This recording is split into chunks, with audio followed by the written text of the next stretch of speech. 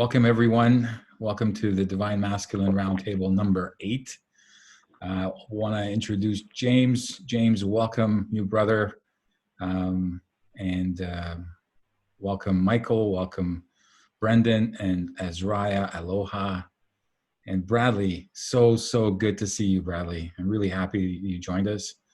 I think you always bring the depth that I'm really looking forward to seeing right now in the rawness. So I'm not going to go into sacred sexuality today. I think there was an incredible foundation that needs to be laid to talk about. Oh, and there's Terence. Let's wait for Terence. Well, maybe not. Terence. Welcome, Terence. Terence, everyone here. James, Terence, I've been trying to introduce you to James for over a year, just so you know. Wow. I guess luck with you. So we'll talk offline. For sure, we'll connect. Yeah, we'll connect.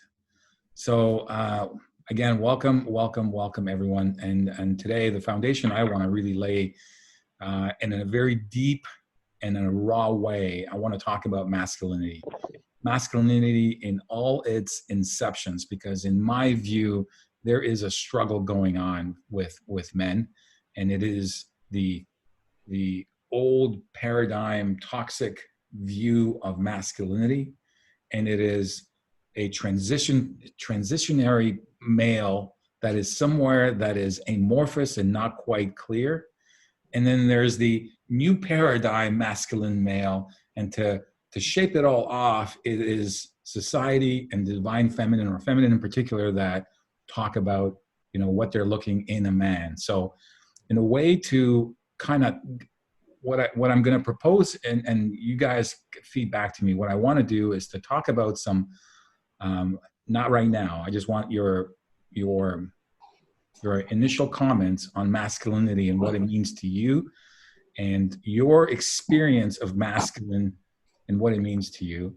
And then what I'd like to do is actually throw out some alpha male traits and characteristics, because really when we're talking about masculinity, we're really talking about alpha males, right? This is how it, I would think, and I do think, women define masculinity is by the quality, and this is strictly a biological need, right? Your progeny are defined by the quality of the quality of your sperm, essentially, in creating this baby that essentially gives it position into the world structure. I mean, that's from a biological perspective, but in there's a whole bunch of psychological, mental, and other qualities. Please, I encourage you guys to disagree with anything I say. This is just my view. I just want to get to the root of masculinity and what it means to you. And I'm going to challenge, and I encourage all of us to challenge each other's with our particular views if they don't particularly resonate, because the conversation we're having here right now is the conversation that men across the world are having. And I just wanted to show and showcase what, if any, divisions are occurring. Because if we're not aligned as men, then obviously there's a problem overall. So that's my rant. Who would like to lead off the conversation and talk about masculinity, what it means to them, and anything else that may come up? The floor is yours. I guess as the new guy, I'll step in, and I guess my definition for masculinity was really defined because of just situation that really happened growing up. My dad got sick super early, and I just felt the need that I needed to provide. And then along the way, I was a big athlete. So a lot of my masculinity was kind of defined in the athletic world. And I mean, I don't know if I even have a clear, I guess, definition of it, but it was just this culture around strength, you know, no weakness, a lot of pride. The more the better, the heavier the weight, the better. And it was tough because I think when I grew up, I never really my dad was a great example. I was never really pushed on masculinity, but I think in those defining moments when I started to grow up, when I hit puberty and everything like that,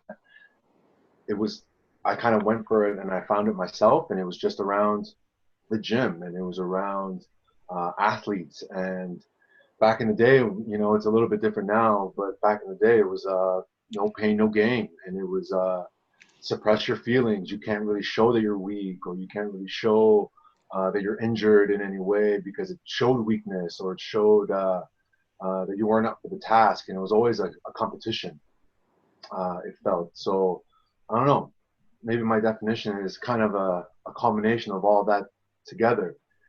And now that I coach the new age, you still see some of the new generation is still kind of poisoned with some of the ways that we grew up with, or that I grew up with, at least in that world. And it's tough, and I do my best to try to kind of nip it in the bud, or try to give them and talk them aside, but it's still there. And it was a kind of a point to me to kind of try to change it in that kind of world, but it's a tough world. I played basketball high level, volleyball high level, but I played rugby at probably the highest level for me. And man, there was an amazing sport, amazing experience, but there was a lot of masculinity around in different ways.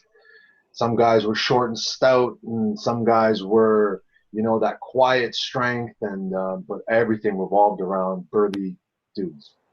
Battle of egos in the gym, or whether it was on the pitch. It was this constant competition, and it's exhausting, man. It really is. And now it's a little bit different, but I'm trying to redefine myself and what masculinity means to me, really. Still take all those things in the past and understand them, so I can actually, move forward with them and kind of redefine a new meaning for me. But that's kind of like, that was my take. James, I'm going to rely on you and your experience within your semi-pro sports, because there's a lot of value that you can bring from that experience. So who's next? Well, I'll kind of just take a spin off of what James said. And I mean, if there's masculinity in any sport, that sport is definitely rugby. I don't know if anybody's played rugby, but the brute strength and the machismo required, I think, in order to play rugby is just a different level of physicality. I think a lot of times in our current world, or I guess in generations of masculinity, I feel like we kind of touched on this in the last men's circle, but the idea of kind of being conditioned of what a man is. We are conditioned. We are shown through movie roles, through TV shows, through friends, through parents, uncles, brothers, of what people have the idea of being a man is, which is kind of what James was alluding to, of, no weakness. We don't cry. The more weight, the better. The more you can endure, the more of a man you are. And not leaving any room or space for vulnerability, for feminine energy, for, connection to yourself, and to cry sometimes. That is just completely overlooked as, if you cry as a man, you're not received as a masculine man, which is just, to me, a completely wrong ideology. So I think, with us kind of creating and coming together and having these conversations and spreading, I think, the forwardness of masculine energies and redefining it and touching people through, our own networks and expanding this idea of it is big for me, and for, I think, all of our growth. So just for masculine energy and masculine growth in general. Thank you, Terence. No problem. My pleasure. All right, who's jumping in? Where's the competition? We're on the pitch. So I can jump in. I think of like defining what. Are you gonna go ahead? Go ahead, No, Please. Oh, okay. I think about masculinity in the way it's typically defined, just like everybody else. You know, you see it all over the place. I didn't have necessarily a strict father role to experience that from, to learn from. It was mostly my mom raising me. My stepfather got sick early on. So I didn't really have that role to draw from. Brenda, let me just stop you for 1 second. By a raise of hands, who's had a masculine role model in their life? First of all, father, any masculine role model. So you've had someone as a role model to define and as far as masculinity goes. Okay, that's important to know, because my case and what Brendan is going to share, I didn't have any role model. Sorry, Brendan, go ahead. No. So yeah, I didn't really have anything solid to draw from. It was just mostly what I saw around me. Growing up too, my stepfather, when he got sick, he lost his mental capacities. And my mom was bipolar, and they said she was schizophrenic, but there was something else going on with her. And then my brother being mentally handicapped. So I was really the only quote unquote normal one in the family. So my mom kind of looked to me to take the brunt of everything when she was pissed off. So I kind of naturally had to be this strong character and hold it all in. And, you know, I did break down and explode a couple of times because of all that. But I think some of that role was inherently learned through that process. In addition to, you know, you're seeing everything around, you've got your friends and they're learning from their parents. And so it's kind of like they're calling you a pussy for expressing your emotions or crying or getting upset or whatever. So you learn from those experiences too. And I think for me, it's like looking at it now, it's like, how do we redefine this role?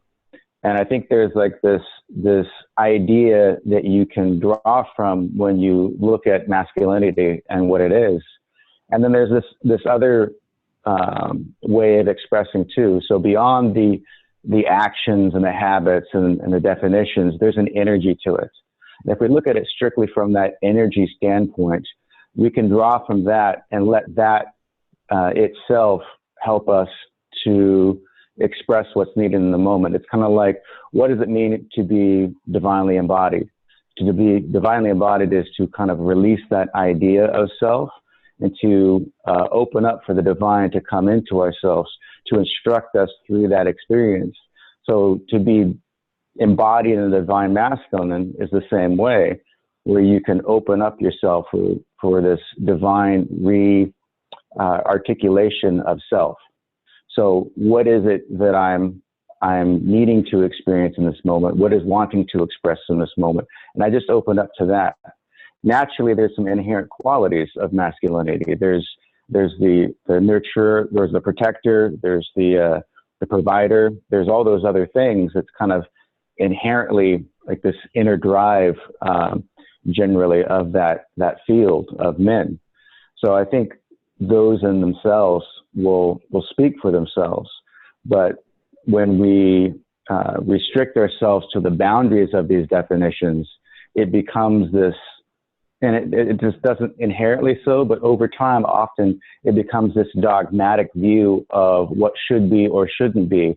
And I think part of that is how we got to this place from the beginning. It's this, you should be this, you shouldn't be this. So if we open ourselves up just to the nature of the authentic expression, it will speak for itself. Isn't that in relation to, though, I mean, what we're talking about masculinity, there's got to be a polarized perspective to the femininity perspective, right? Well, there's a perspective, there's a definition, and then there's the energy itself. And so when you try to put the label on the energy itself, sometimes it caps it off and then puts this limitation on it. And so you need to have an understanding of what the perspective is in order to talk about these things. But to cap it off within those definitions, I think that's what limits it. So you can have any one thing be another thing through the change in perspective. And the experience itself will be different based on those perspectives.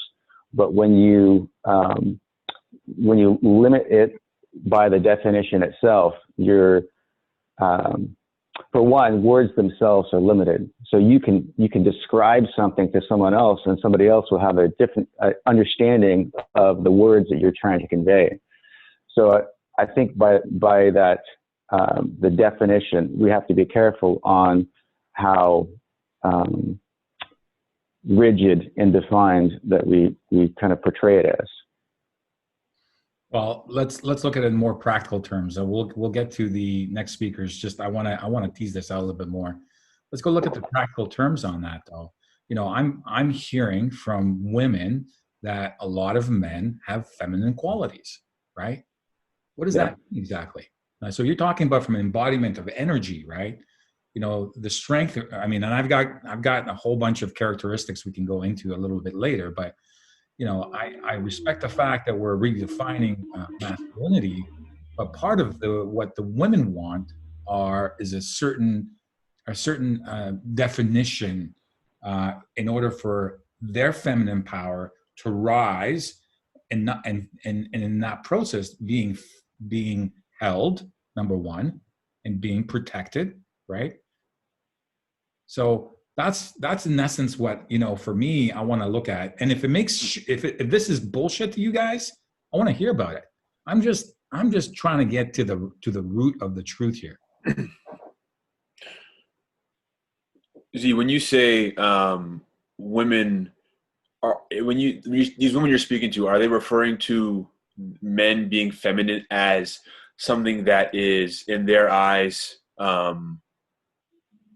less powerful? Like, how is it being received? So look at it from a perspective is look at society right now as in general, and just look at it, the observation. And I'm not saying this is a generalization, but a lot of women have walked into masculine roles because they can't see masculine men.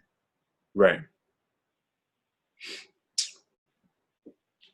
I mean, I feel like it's the duality of, in speaking to different women, you hear the theme of men being afraid to show emotion, men always having a guard up, men not being able to have conversations within vulnerability. So I think men, that as we grow in our masculinity and become in tune with our emotions through growth, through experience, through pain, through struggle, through etc., I think learn how to tap into those feelings of that are noted, quote unquote, feminine feelings, right? Or feminine traits. Or feminine traits. Yeah, or feminine traits, rather. Excuse me. So I mean, that's kind of. I mean, when I'll put a theory out, when we as men grow up and don't have proper representation of masculinity, let's just say a majority of us, not say all of us, but the majority. Yeah. It's a dysfunctional representation, a toxic masculinity. We grow up as little boys and we don't have that representation. So we inherently understand that that's the case. I think intuitively we understand what that essence is, but we have a hard time reconciling it. So we look for external factors to validate. Is this masculine? Mm-hmm. Is this masculine? Right? Yeah. And we go through a whole toxic cycle of what masculinity becomes. And in that process, create a deluge of trauma and, destruction behind us, only to get to an older age and, where I'm at now. And I'm thinking, okay, find the middle ground. Where's the middle ground? Right? Yeah. Right. I think, yeah. In doing so, it's like unbeknownst to us, we don't even know that we're doing it. And the phase of destruction we're causing, searching for this form of masculinity, whether it be, in your father, whether it be in a fictional character you see in a movie, in a role that's defined, and you see, what are some like masculine figures that all men kind of resonate with that say, that's a masculine guy. Like, that's what I would define. Like, who would you say is that? He-Man. What's that? He-Man. He-Man, yeah, right? Like Arnold Schwarzenegger. Like, you have these icons or these ideas of people who are define masculines, right?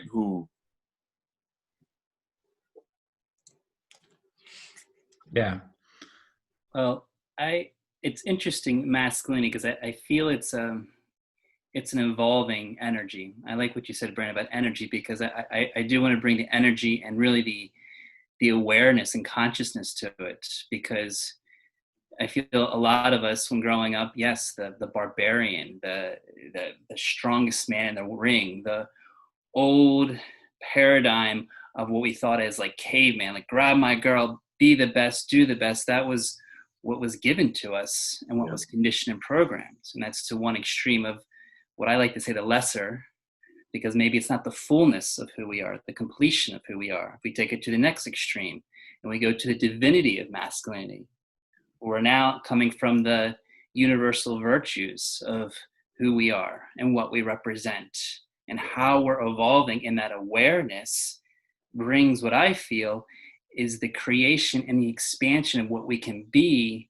versus what I see so many times of constantly pointing to the past of what's wrong. It's like, say, for example, you have a 1930s car and you have a Lamborghini right next to the side.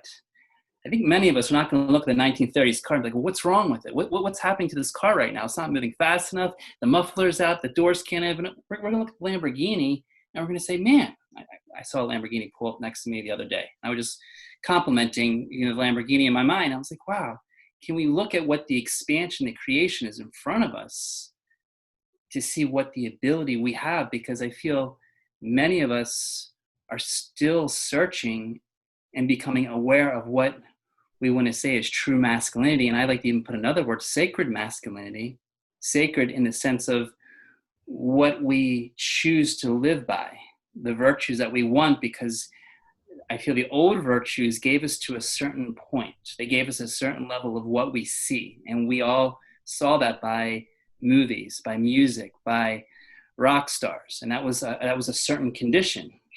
Yet now when we see all of those old programs starting to dissolve, and now we're starting to learn deeper in our heart of our true powers, the divinity, that we can be the fullness of who we are, then the conversation starts opening up, and what I find the divine qualities of what the masculine holds, and the divine strength, the divine protection, the divine safety.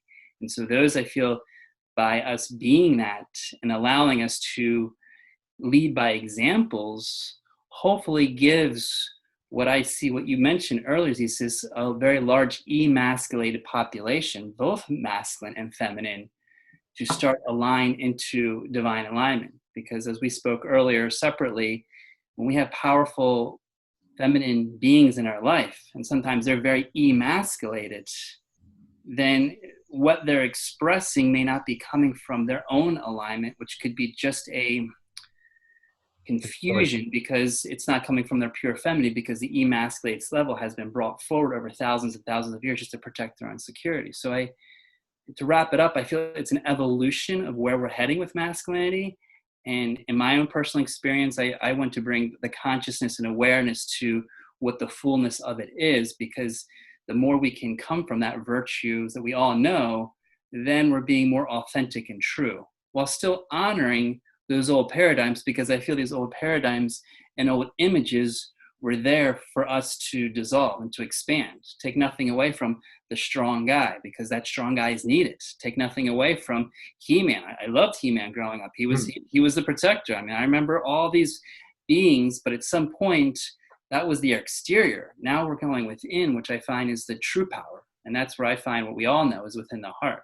And that's when we start engaging in that expansion that I feel, I don't know if you feel, that we're constantly learning and growing each day. Great points, Michael. Well said, Michael. Thank you. Very well said.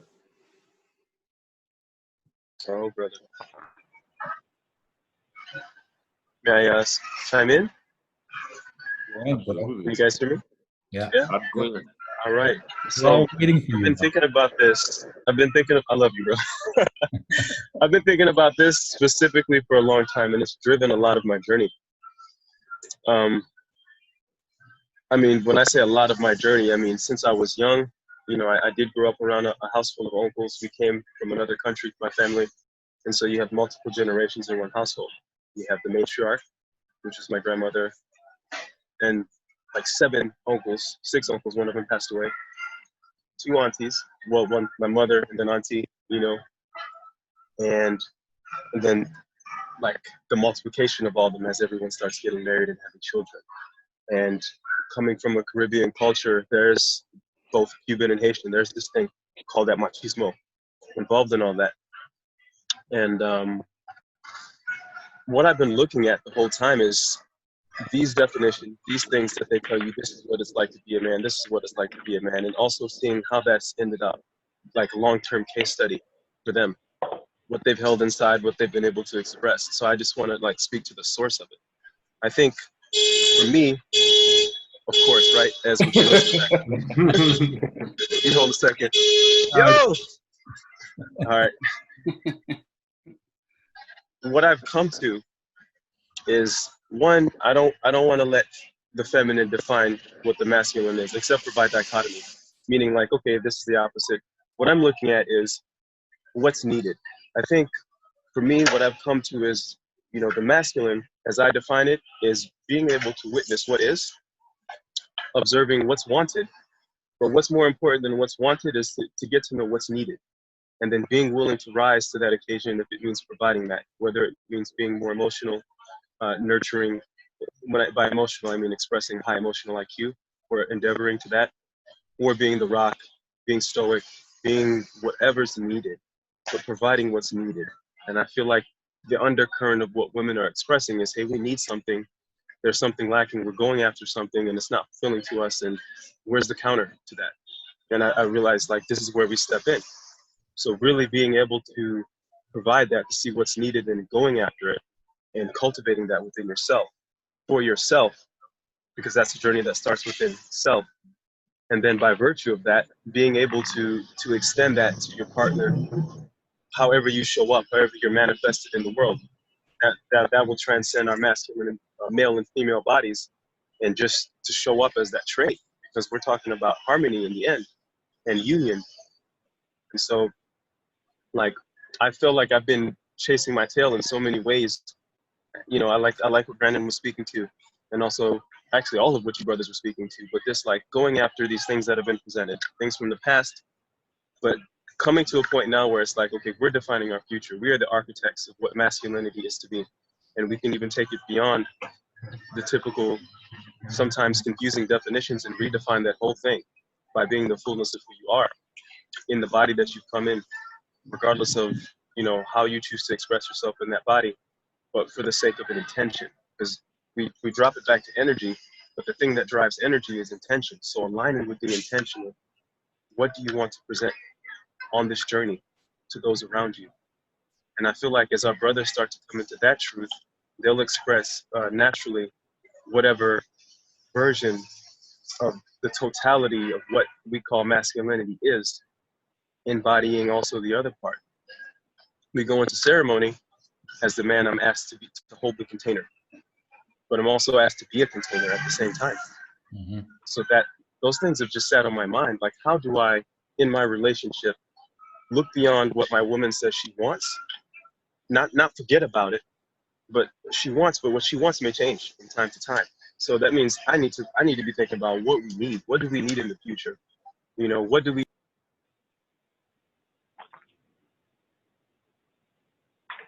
You mute it. Security. It's financial security. It's emotional security. It's also softness, kindness, you know, compassion. And so what virtues do I want to aspire to that fulfill what's needed? And then going beyond my relationship in the world. Am I willing to do it? What is it going to take? Is it going to take discipline? Is it going to take fortitude? Is it going to take this mindset of completing the mission, whatever the mission is? And also, you know, being flexible. So I really like what supposedly Lao Tzu has said in the Tao about knowing the masculine but keeping to the feminine. But then I'd expound upon that and say, let's blow all that shit out of the water and know what is and keep to what's needed, and then provide that, because this is what I believe the divine does in any expression of itself.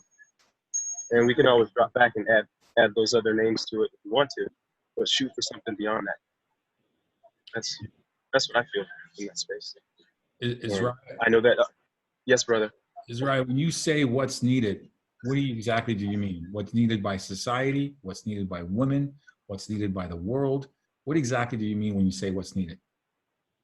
I start with what's needed by myself to feel harmony within and to be able to express. And then I would move out to my partner, whether it's a woman or a man, you know. And then by virtue of those two, I believe you start to attain to what's needed in society. Because you have yourself, you have your partner, you have children, you have nature. So being a steward of, that's why I said observing first, observing what is. To see what is, I think, is also to give you an insight into what's needed. Because there's like I'm sitting in the sun. If I'm sitting in the sun, you know, I'm like, yo, it's hot. I need a hat. And I put the hat on.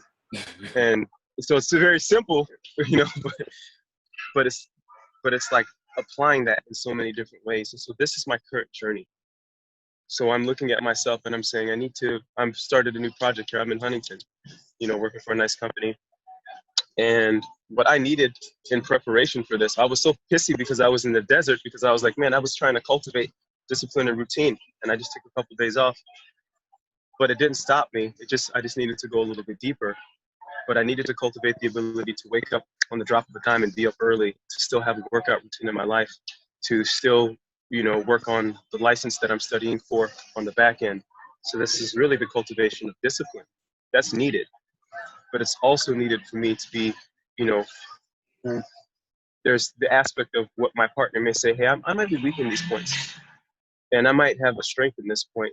So to help to complement the relationship, I think I need to work on those qualities and to look at my virtues, the virtues that are important to me, and see how they help the relationship to be harmonious and fruitful and productive. Or I guess again, there's a totality here at play. So some people are here to be destructive. So maybe they're looking at, what do I need to do to destroy everything around me?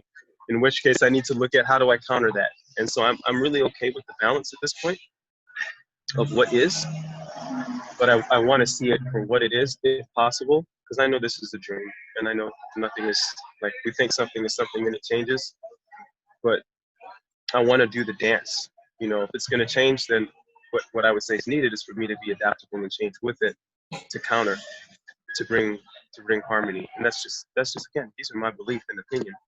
And so I believe this will help me to express the fullness of myself. And this is what I've noticed has been beneficial, because before I was chasing my uncle's definition of masculinity, and it may not have been so good for women. No offense to my uncles if you catch this, but you know how you are. And then I was chasing my friends. I was chasing coach's definition, and those definitions are meant to get to an end. But I would try to use that across the board. And so I'm looking at, what can I use in each circumstance, in each situation? What's being asked for? Because I'm asking for something from the universe, from the galaxy, from Mama Gaia, from our sisters, but also then by virtue of me asking for something and them being able to give, something's being asked of me, and I want to know what that is. And then I'd like to provide that if necessary, until I draw my last breath. And then if I'm, breathing water in the next life, then till I draw my next aqua, Great points, Israel. Thank you. Oh, thank you, brothers. Love you guys. Thank you. Yes. I'm gonna mute before a motorcycle drives by. I think you're expanding on some things that I was trying to get at too, about expressing what's needed, expressing in that moment. And for me, I look at being in the present, being in the now, and it comes down to energetic awareness. And so whether it be sitting at home with my daughter and I'm just feeling something from her, and then I act on that feeling, like, what is it that you're feeling that I can help you with? And that for me is acting in the moment and presenting what's needed. The other thing too, as far as the toxic masculinity, if we go into ourselves with the intention and willingness to move through all those parts, to get to a better place, to align with the divine masculine, and we release the distortions, we release the traumas, release the misinformation that we've been taught, and just this readiness to hand it over, back over to Creator and say, please take this and re-inform me, re-instruct me. And for me, I just invite Creator into that space that I'm feeling, that thought that I'm feeling. And then when I look, I see what remains. And what remains is the authentic expression of the masculine, the authentic expression of what is needed in that moment, what is needed from you as a being. So that's for me is how I realign myself to my authentic and healthy masculine. Beautiful said. Beautiful. Oh, brother, I love what you said, especially about like, that's why I love all of us getting together, because there's pieces that one may, the way that we can expound upon each other, but I feel like we're heading in the same direction with all that. Alignment is super important to me, and that word escaped me, so thank you.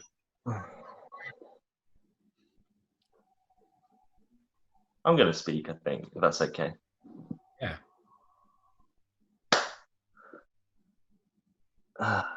I've been like sat here trying to work out, listening and trying to sort of fit into this, what we're speaking about, and just been honestly feeling a bit frustrated and pissed off, and trying to work out why.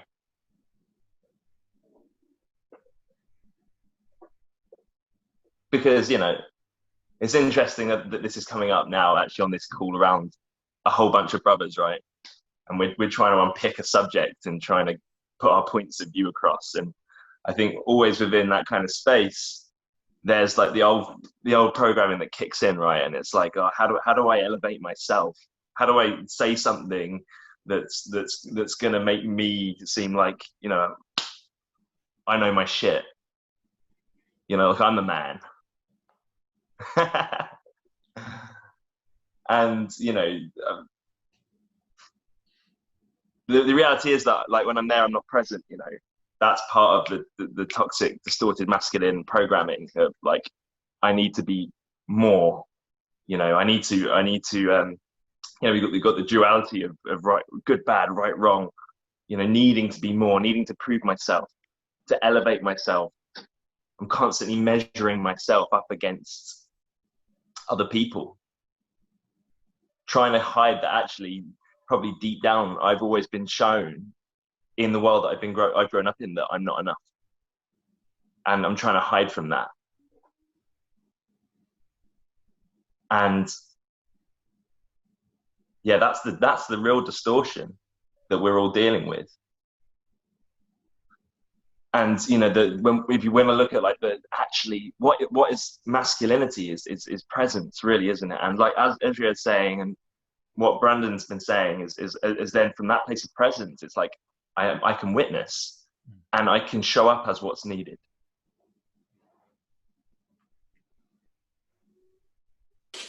But the reality is that I cannot, as a man,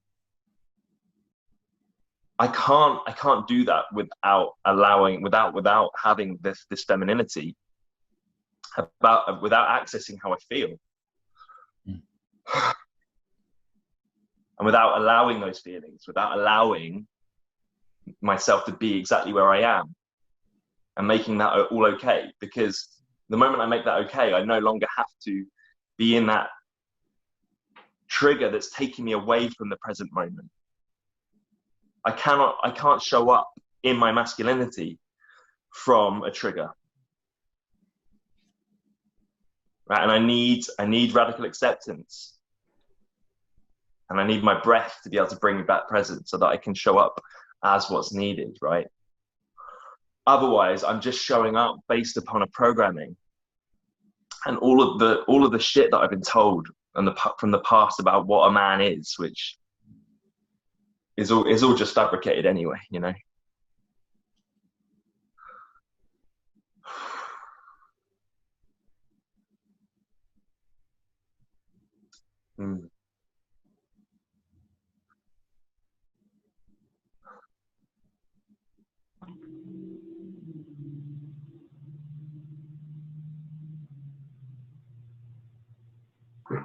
And what came to me actually, is there's what I'm hearing from you, Zissis, is that there's been this demand from women, for men to be a certain way, Right. That's what I'm getting from what you shared at the beginning, right? Right. And that's more of the same distortion in the masculine. It's like there are many different archetypes of what a man is, and none of them are more right or more wrong. Right. Right. It's like I can, sometimes I need to be a warrior. And sometimes that's just not in my awareness. Sometimes I have to shrink, and that's not wrong either. That doesn't make me any less of a man.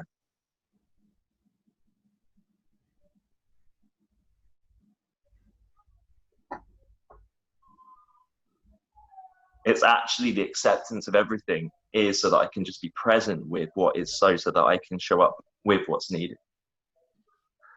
And that starts with myself. And being a real man is being able to wake up in the morning and say, if I'm having a bad day, is to say, okay, I need to take myself off and I need to go and give myself first what's needed. And that might be a bath and some self-love,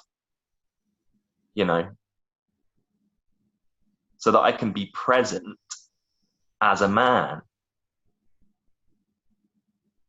And sometimes that's going and screaming and punching shit, right? And some people would say that's more of a masculine trait, but really I'm just being present and showing up with what's needed. Right. It's an archetype of man, but it's, real, when we break down masculine and feminine, it's really, it's not about being a man or a woman at all. Right. Would you, if I threw out another term, you talk about presence, how would you guys feel about presence being standing in your own truth, whatever that truth is, and really anchoring to that truth, whatever that truth is for you?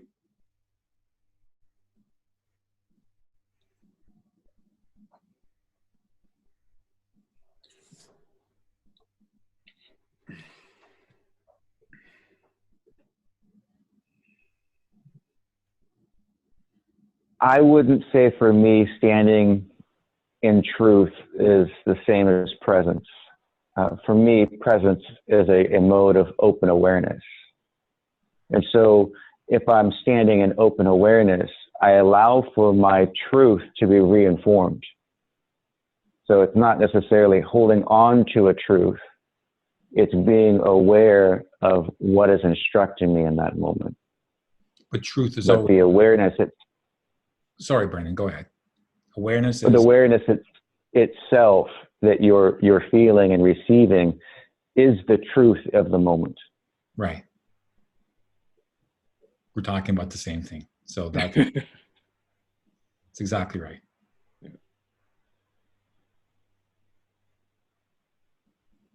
I think that truth, stands and is tied to, it's a kind of ever evolving if you're developing as an individual, as a soul, and just the idea of what is needed, to me, is kind of the takeaway of the day. That's such a kind of pivotal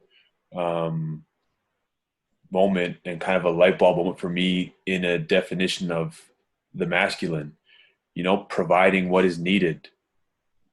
That for me, just like, I can probably write about 50 pages after this about that idea of what is needed, and being able to the freedom of being selfless to be aware of what is needed and acknowledge it for yourself, because you can only give once you're whole, and then acknowledge what is needed by your family, your friends, people around you, your lover, in that capacity to give them and be aware and be present to your truth, their truth, and provide what is needed to them, is, I think, the ultimate masculine, I feel, to me. Oh, brother. And I just want to sorry, go ahead. Go ahead, Michael. Oh no, I was just gonna thank you. I was just gonna piggyback on kind of what Terence said too about you can't really give back until you're whole. And I think that's where a lot of men kind of think that we're full, but we're not. We know the big gaps that we got, but we don't fill it, and we fill it with kind of nonsense, ideally, you know what I mean? A good way to put it. Anyway, and yeah, you know, but I think too, like, just being vulnerable and knowing that you have holes and just saying, you know what, it's all good. But it's tough when, I mean, not tough. I think when in public too, you can kind of feel people who are kind of making those changes, because I think people just vibrate. And when you kind of, I think when you're along kind of that journey individually, I think you kind of can resonate with people around you who are along the same journey. And even though they're not saying anything, and even though you're not saying anything, you almost kind of acknowledge it, like kind of like in a subliminal kind of spiritual way a little bit. And I don't think you have to talk. I don't really think. I think just that that movement may rub some people the wrong way, because they feel that you're vibing in a positive direction, and they've come to that actualization. Maybe they're not, you know. And I think, I don't think it's an envious thing. I think there's maybe just part of that they want, you know, and maybe that you affected them just a little bit, but crossing their path, and you know, and maybe subliminally that's how we can pass on the new definition of this masculine energy, or this defined masculinity. And I think it is individualistic. I do think you have to look at yourself in the mirror sometimes without judging yourself. I remember I used to have my mentor was, one of the things she used to ask me was, a task she used to give me was, look at yourself in the mirror, because growing up, a big distortion that I had was body image. I wasn't the biggest dude in the gym, but I thought I was. But part of the thing that she challenged me on was maintaining eye contact with myself in the mirror. And it's so quickly that when we look at ourselves in the mirror, the first thing we do is we judge ourselves by the big picture, and we're like, I'm fat, I'm lazy, I didn't do this, or I ate that shit, you know, all that kind of talk starts to trickle in. And it was the hardest. I'm telling you, it sounds so easy. She challenged me to 3 seconds a day, day 2, 5 seconds, 7 seconds, and you'll be surprised how quick you start to lose contact with your eyes, and you start judging yourself in so many different ways. It starts as physical. It starts as, oh, I'm fat, and then it starts to trickle on into like different parts of your life that kind of just bring you down even more, and it's harder to get back up. And it was a tough thing. But like I think what Terence said, it's a self thing. I think if you have I don't want to sound this too hypermasculine, but if you have the balls to kind of approach yourself and challenge yourself, and say, fuck, I'm gonna work at this. You know what I mean? I'm gonna no matter what I got to do, because I know at the end of the day, when I'm at my best, everyone else around me will benefit without even you having to, you know, reach out. They just see how happy you are, and they see how you vibe, and I think it rubs off on them that way. But I think it's important to take care of yourself always, in different ways, physically, emotionally, mentally. And I think for men for so long, it was always triggered on the physical. Whether, I don't know, I was a big wrestling fan, I was a big toy guy, and it just so happened that that generation, everyone big was valued. And just to kind of get out of like things that we never thought, you know, were drilled into us at a young age, you know, by choice. You know, I loved wrestling and stuff like that, but it seeped in, and it kind of never got dealt with until, you know, I think maybe that individual me takes it on and says, you know, I love that. It was a part of my life when I was younger, but now an evolution has to happen, you know.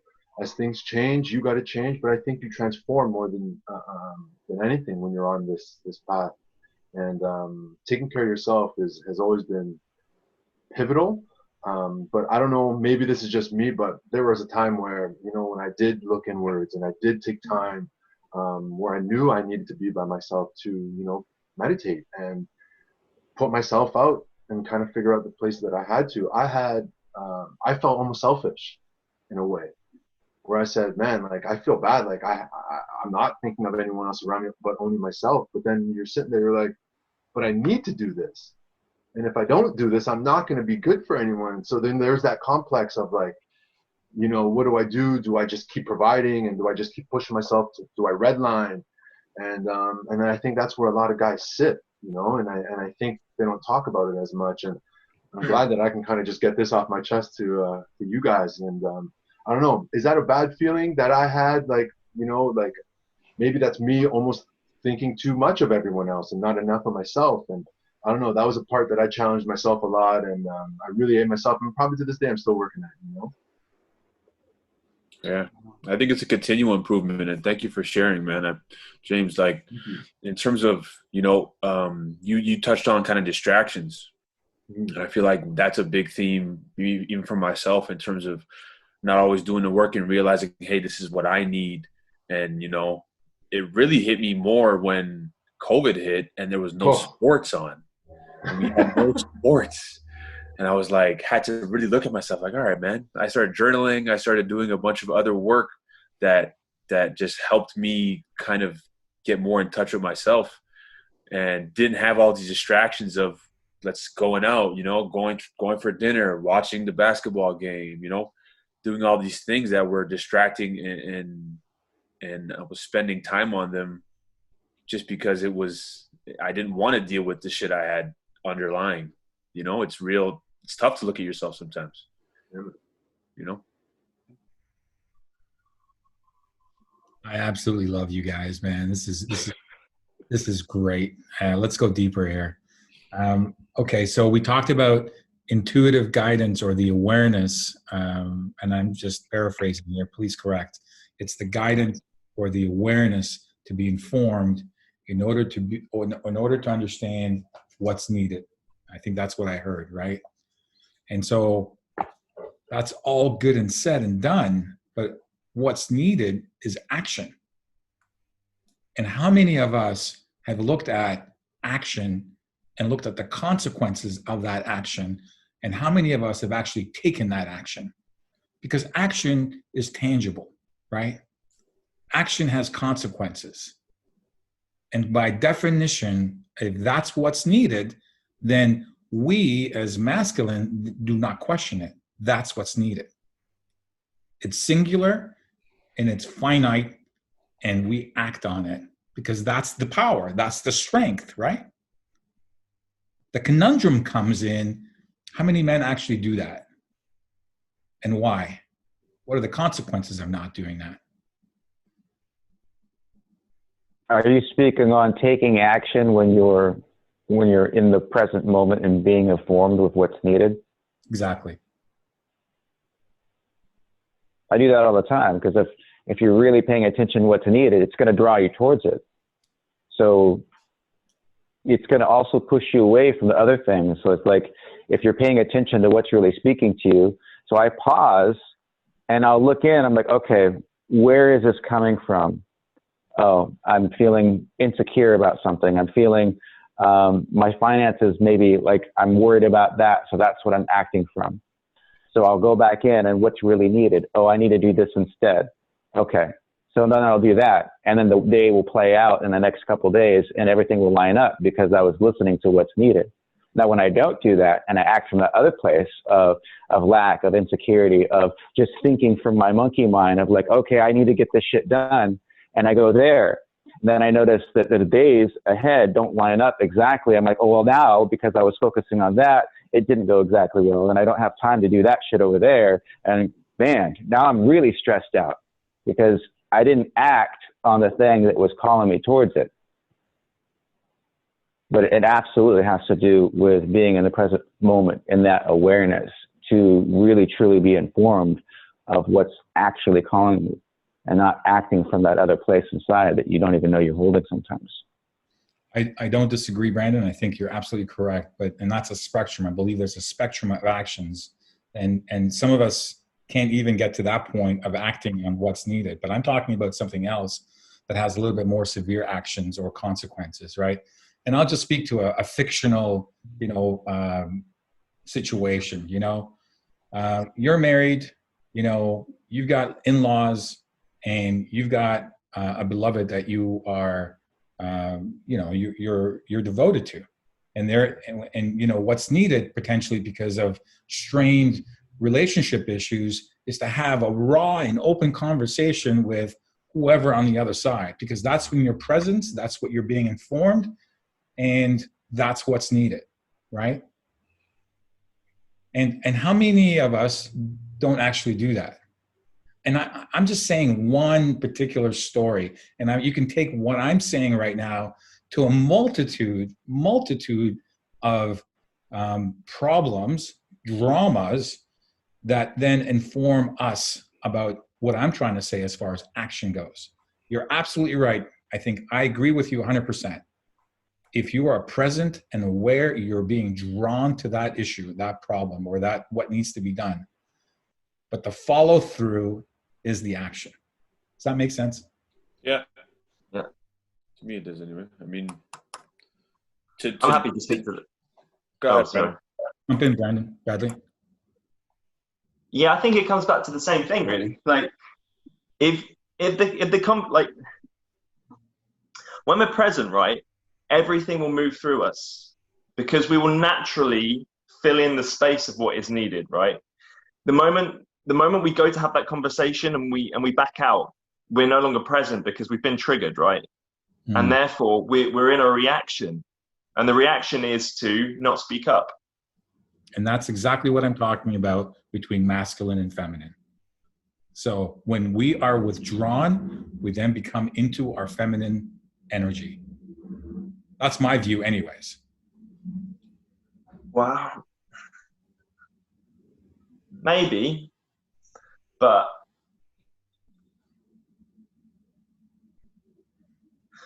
for me, it's like, actually, we're in a distorted version of the masculine because we're not, you know, the moment we say we go to have this conversation, right? And I'm there, and then I feel that trigger come in. It's almost like I'm going to say something, I'm wrong, or there's something wrong, or like this fear, this emotion that's come up, fear, is wrong. And rather than breathe and allow it, which would be the feminine of allowing, loving, acceptance, and allowing that to move through, and then from that place, remaining present, because that radical acceptance of everything is going to keep you present, because you won't be jumping back to the past of a time when something bad happened, when you did speak up, and you won't be looking into the future going, oh, if I say that, how's it going to land?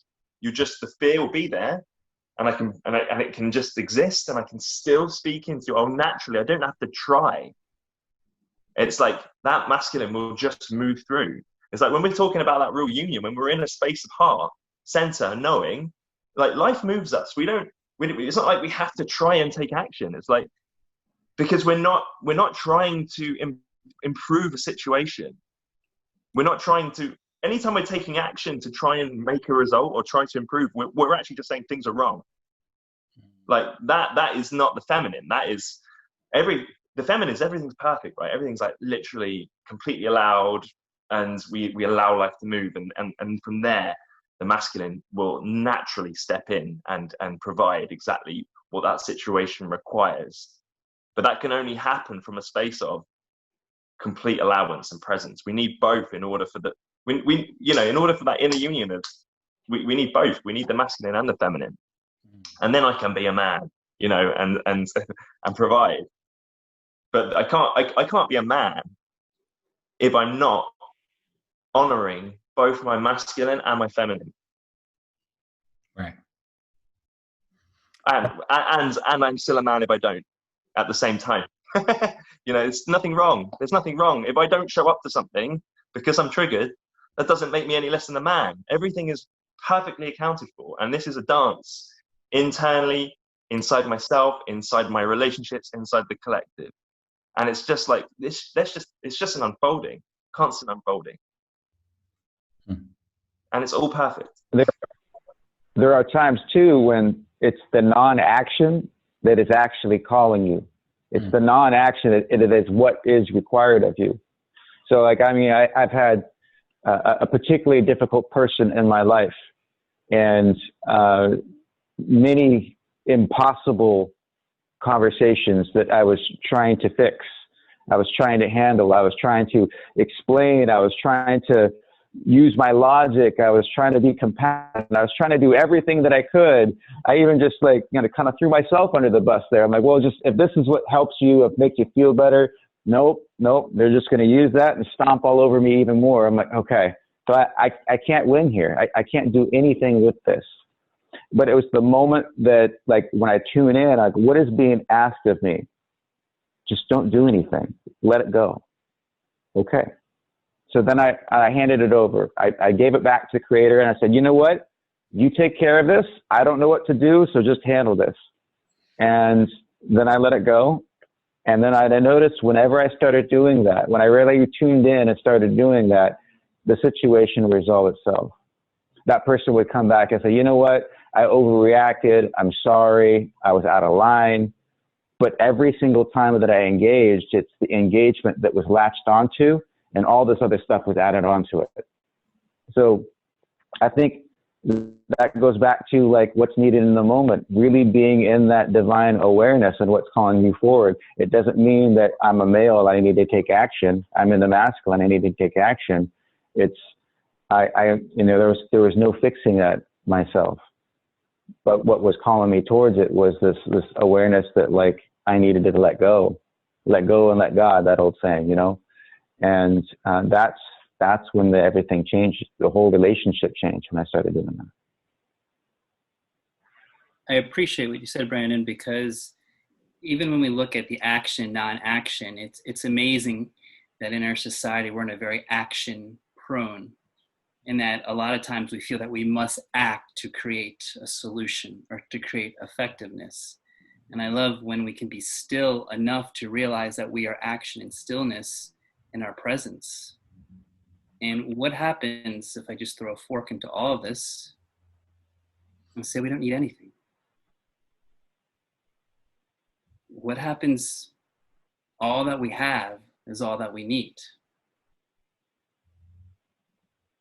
And just by being the expression of us is exactly what we are doing to bring forth our trueness, our most authentic nature.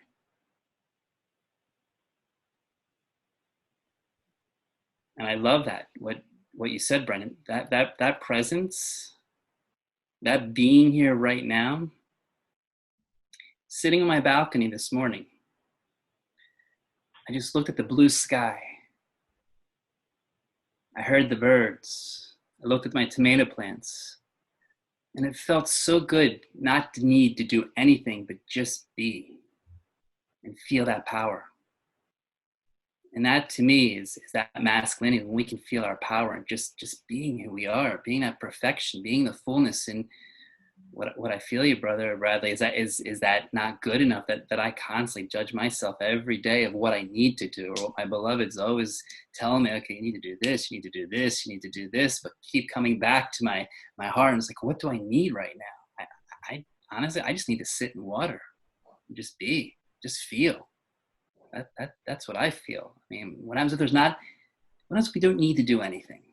What happens if we're just guided because life comes through us and we just be the beautiful men that I see on the screen right now? Just be us, be that presence, be that beauty, and then go rock and roll from that. That's a beautiful thing, Michael. And Bradley, you're absolutely right about what you said earlier about it's everything, and it's about being who you are. But a lot of that information comes from, and if we're raw about it, is through our divine partnerships, right? So you look at partnerships all through, right? And if you take it, this notion as toxic masculinity is laid rampant to the feminine, you know, there's going to be an element of protectiveness, and that divine feminine would have to get into the masculine in order to protect oneself. So there becomes a distortion in the field, right? So the war between the sexes, is my view, is an awareness in both and what's being required in that moment. It's that presence in that moment for each and one of us to understand, so we can both be who we need to be and honor ourselves in the way that it needs to be.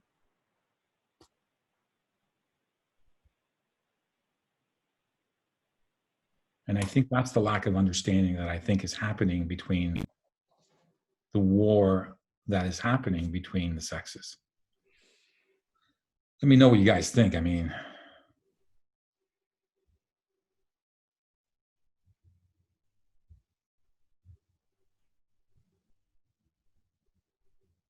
I just think, as far as like that war going on,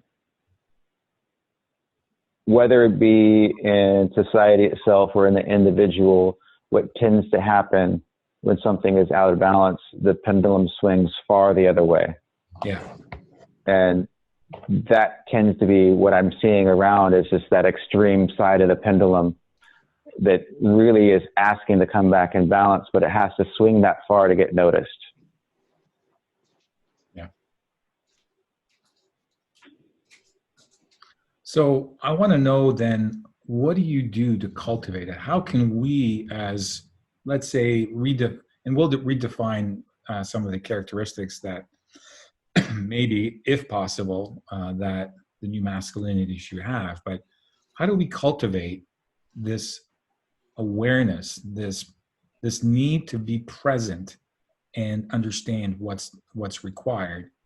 And then to your point, Brendan, then maybe driving action or no action. What's required to cultivate that?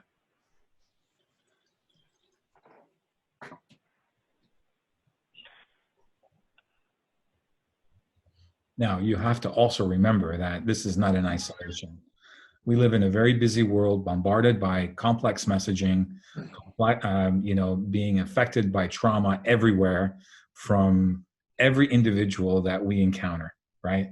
So having that awareness, I think it could be it is, for me, it's a challenge every single moment. Some more days than others. That's just my experience. I think Brandon said something really interesting earlier when I told you motorcycles. When he spoke to willingness, I'm paraphrasing Brandon, so forgive me, but it was like the willingness and openness to allow your truth to be informed, and then to move from there. That's a big takeaway for me. It's one thing to speak your truth, but because truth can change, when it's information tends to change certain truths, and so I think that's an important step. And then there's the matter of discernment. When we were speaking to, when James was talking about, to redline or not to redline, so to say. And it's like these are things that I think we figure out along the journey, and that's a matter of discernment as well. So cultivating the ability to discern. And now I'm feeling like having more input is beneficial for all of those things. So that's a little tidbit that came to mind. Well, let me just challenge the idea of truth. Truth doesn't change as far as I'm concerned. The sky will always be blue, I think, maybe. The water will always be a certain way. There are certain absolute truths. That's really what I'm trying to say, right? If I say a certain thing, I'm going to provoke people. People are going to react. That's a truth, I think, in some respects, right? So, defining truth is a tricky proposition because, I don't know. I don't know where I'm going with this, but you hear what I'm trying to get at? I hear you. Well, let me just say then the caliber of how fine-tuned is the truth. We can say people react, but to fine-tune that truth, we can say people react because they're triggered. To Right. fine-tune that truth, we can say people react because they're triggered, because they've been traumatized. And so informing it just means going a little bit deeper. But this is, again, my way of describing, maybe defining how we are expressing the truth and also how we're receiving it. Like we can talk about gravity. Gravity is the truth. The phenomena of gravity. Gravity is a theory. Right. So, yeah. I personally think there are very few universal truths. Everything else is more or less an agreement. And you can be in agreement or out of agreement. And so some things you might think are true. The water is always a certain color. My eyes are solid. My eyelids are solid. But I'm giving that as an example because I had an experience once where I saw through my eyelids, but they were closed, and I was sitting there seeing through them like they were open. it really confused me. And every time my eyes were closed, I was seeing and hearing rain, and I opened it up and it was gone. And the thing I was seeing was exactly the same except for that part. But if I were to hang on truth and what is true or not true, that would have never happened. Right. So I'm open to be informed by the moment and whatever that looks like, knowing that this reality, another reality, they could speak different truths to me, and I can exist in both places. Yeah, and you're absolutely right. We're my way of trying to get to the bottom of it is by creating those provocative questions, because we are in the middle of a transition, right? I feel we're in the middle of a transition. We've been so programmed on what reality is that by the very fabric of what's going on right now, there are deeper insights coming, and potentially we may be existing in a reality that's completely not in alignment with what it is right now. And in order to exist in that reality, we need to be a certain way, and that is to be present. I agree with that, and to have that awareness to do what's required in that moment. And I appreciate, Brandon, what you said about truth, because I feel what the slippery slope is these days are, so many of us have our all individual truths of how we were brought up. I always feel like there's this story that we were brought into, right? It was a story. We were told exactly what this is. And to me, it's like, okay, this is a story. What truths do I want to take from this story? Or what story do I want to create within myself? And I feel what's just worked personally for me, when you said cultivating, the first thing that came to my heart was exactly that place. When I want to find inner truth, I go within and feel my heart, and know that when I feel that within the love of the light and my connection to the divinity that I practice each morning, that gives me more awareness and consciousness.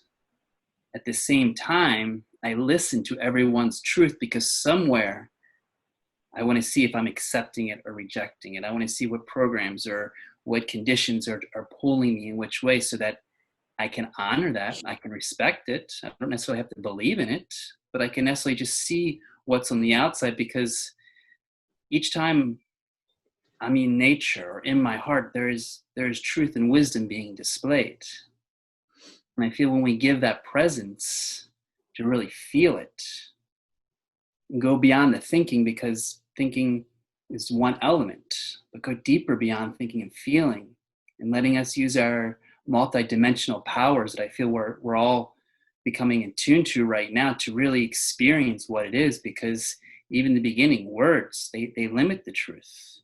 Subjects, items, it's beautiful, because it's tricky, because we can get so deep into it all, but then we have to say, wow, we have to throw the word away and actually experience it, feel it, because there's moments where I'm in my shamanic journeys and I can't even put a word toward it. I'm just feeling that energy, and I just want to express it. And I feel that is a part of the action that maybe more of us are being called to do, is expressing what we feel is our truth. And our authenticity from our heart, because I know from the masters that I've studied, they keep pointing to the heart. And when I go into my heart, that's a veil, infinite place that we're here to expand and to share that, whether it's a truth, whether it's opinion, whether it's a judgment, but share it from the root. Because I feel once we connect into that divine love, then we're dancing, then we're surfing, we're riding it along the wave. Oh.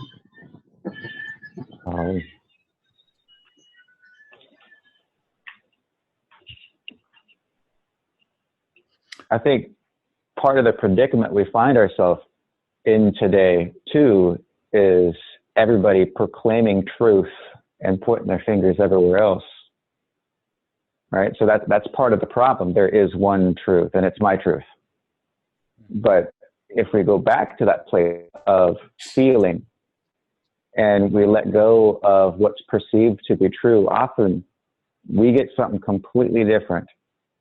And that has to be done with an unbiased awareness where you're willing to let go of your opinions, letting go of your assumptions, your beliefs, your emotions, and just be free and open to what's being presented. That can be it can be a learning experience to get to that place, because we don't even know a lot of times what we're holding. And so going back to your question before is how do we get to that place, and more of this practicality speaking, we have to start with the biggest things that we feel within us. We have to start with the biggest, most challenging blocks, because those are the thickest pieces of armor that we have. And when we start to take that out, suddenly we're feeling more. And sometimes when we're feeling more from that place, we can begin to become overwhelmed by that because we're feeling so much. And the tendency can then be for some to put the armor back on because now I'm feeling too much. And if you need to do that for a time, so be it. But then come back to a place of, okay, now I need to deal with this armor, and then take that off. And how do we deal with that armor? It's just like Bradley was doing before. I'm feeling this anger. I'm feeling this thing that I'm feeling. And they went back into and finally pinpointed to, I'm not enough. And so then you go back into that place of where am I? Where in me do I feel that I'm not enough? And for me, I just kind of, I concentrate and I feel like what is calling me. There's a little place in the heart. There's a little place in the back of the throat where I've had restricted myself. Oh, I didn't even know I was doing that. There's a place in my heart. Oh, it has to do with this pain that I'm feeling. Where is this pain coming from? Oh, there was this instance that I'm seeing in my mind's eye that goes back to my youth. I was about 11. And so I go into those places, and then in my meditation, in my prayer, in my communion with Spirit and Creator, I say, please come into these places. I'm going to hand them back to you. And I feel the energy come in there, and I feel it transformed in that alchemy in the moment. And when I do that, then I reassess, and I'm like, okay, where am I at with things? Sometimes it just automatically takes me to another spot. But that's what I do to get through those big armor pieces, is that energetic alchemy. And that comes with time and practice and awareness. It's sometimes if you don't feel anything right away, it's probably because your armor is too thick. So just go with what draws you to it and deal with that in that moment. And you can always ask for assistance. Creator, help me with this thing that I'm having trouble moving through. Help me with this thing, and being aware of what needs to change in me. And for those who are also healers and changers, it's very important for you to know the process and know the thing that needs to be changed, because then you are going to do that for others. So for me, it wasn't enough just to give it up and say, okay, just change me. I'm going to go to sleep and wake up and be done. Sometimes I do that in order to get through a hump so that I can stop feeling that overwhelming feeling so that I can reassess things. But then when I go back in, every bit of the layer that's informing me, I'm taking in as my own learning process, then I can share with others. So that's how I got to the place of being more in that feeling space. And now I'm in a place where I'm feeling most everything around me most of the time, except if I'm in a place where I'm hyper-focused or I'm overtired. Those are all exceptions, because that can be overwhelming when you're in that place, in that state of mind. But that's kind of how I got to where I'm at. That's great advice, Brandon. Yeah, absolutely. Superb, brother.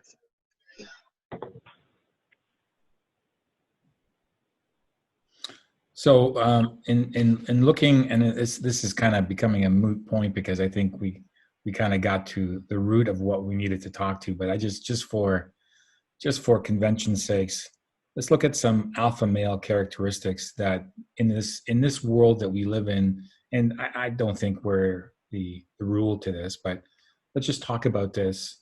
And I'll throw out some words that are defining, that are alpha male characteristics, and then by juxtaposition, maybe look at what's required from a characteristics perspective in redefining what masculinity needs to be. Does that seem like a good thing to do, or? Yeah. Okay. So one of the things I have I just want to state before we get kicking with the alpha male, I've noticed so much alpha, beta, sigma, gamma, quanta, whatever. Like we got all these definitions, but I know to define alpha male is we're speaking it as the man that people look up to, the masculine figure that they look up to that gets it done. That'd be the definition. And alpha male. And I don't How would even you define it? I don't actually believe it personally. I think these are names that are programmed, and it's actually a way of creating a toxic male. So for me, I'm just putting out conventions because I want to juxtapose what we've got here and really what we've just started unpacking, which is, I think, is an incredible, beautiful thing. And that's what I want to grow on. That's what I want to redefine. So I've got 15 characteristics that are defined by alpha male. And then let's just tell me your feelings on this particular characteristics, and then maybe something, then offer something possibly different. Okay. So alpha males are characterized as being confident. So confidence can be described in many ways. If it's, there's many definitions, but if confidence is not there, but the mental toughness, the ability to have perseverance to ensure that whatever's there, you're going to get to. How does that resonate with all of you?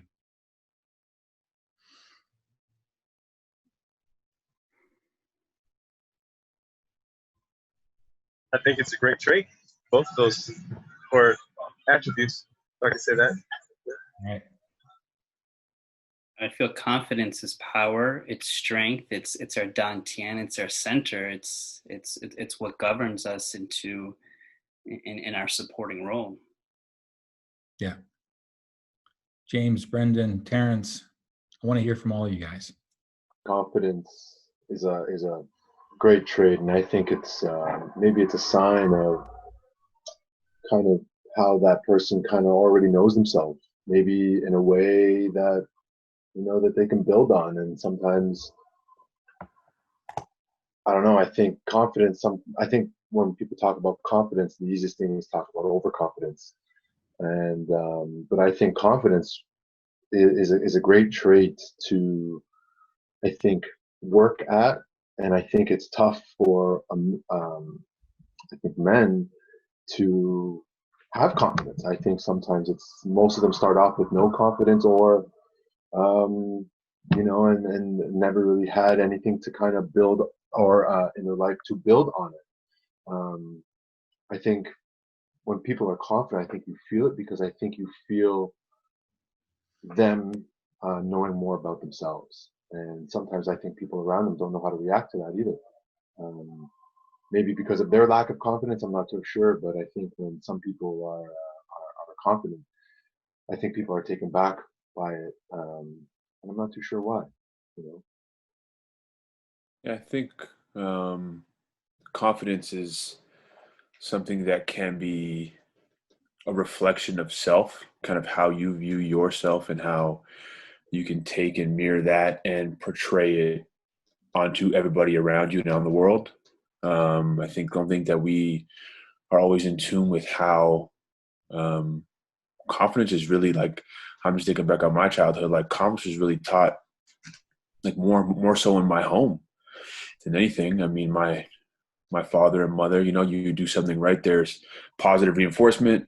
There's things like that make you feel like, okay, I can do this. And that leads you into the world to go, and if you're in a classroom, put your hand up and say, that's confidence to me, the small things like that, that just reinforce. And as you grow, I think it grows so exponentially if it is nurtured or watered at a young age, but can have the same exponential effects if it's not. And you see grown men who just walk around without their head high and their shoulders back and their posture, and you see these things, right? So I think it's very deep rooted, and I think it's important.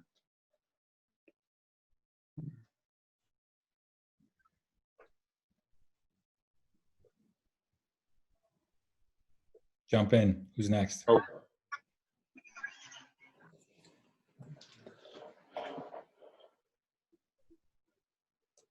I think confidence can come in a couple of ways. There can be like the taught, learned confidence through the experience of something, which a person then views themselves as capable. But there's also that kind of confidence that comes from knowing who you really are and being completely at peace with that. And there's an air of confidence that person just has around them because they are so knowing themselves. But there is two different kinds of confidence. And there's also the other side of things, where that's that overconfident, that real pompous ass kind of confidence that. But listen, there's that too. You hit on the head, Brandon. But we all know that, though, right? And I think, I mean, we instinctively all know that, right? Because that comes from a place of weakness, correct? Yeah. Mm-hmm. I think the second type of confidence Brandon is talking about, and sorry to interrupt you, but that's like the ultimate. That's the next level of confidence, I would call it. Not to put it in a hierarchy, but like just tuning back to, like, the presence of being present and being aware that sometimes doing nothing is the right thing. That's the level of confidence needed, or the level of, I guess, knowing yourself and being in tune with yourself. I think ties in together with that. And if I could also add to all that, complete self-acceptance, right? Mm. Yeah. When we accept ourselves for who we are, we are confident that everything is just the way it is. Nothing right, nothing wrong, good or bad. Once we fully accept that beautiful being that we each are, that's confidence rolling out.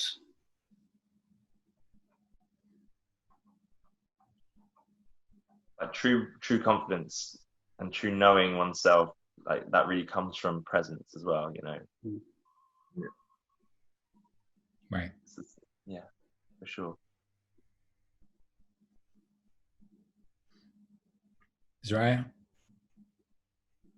You already mentioned confidence, right? Oh, yeah. Yeah, I think you brothers have summed it up for me. I don't know if I'd want to jump back in on that one. All right, cool. I'm confident to say we can move on to the next question. He has confidence in us, Z, that we all portrayed it well.